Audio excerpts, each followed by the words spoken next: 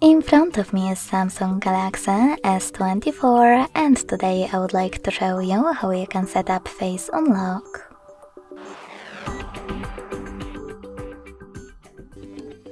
Begin by opening Settings and scrolling down to access Security and Privacy.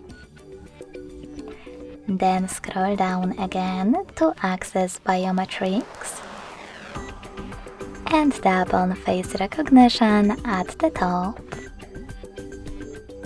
Following that, enter your login method. Read all of those instructions and disclaimers, and when you're ready, hit continue. Remember to keep your face in frame, follow all of the instructions and wait for 100% mark.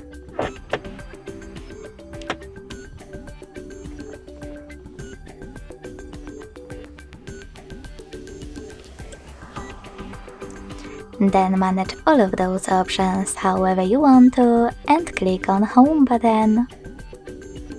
So finally, when I switch off my screen and turn it back on,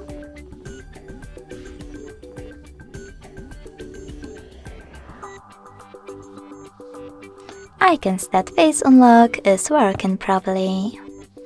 Thanks so much for watching. If you enjoyed this video, leave a like, comment and subscribe. Bye!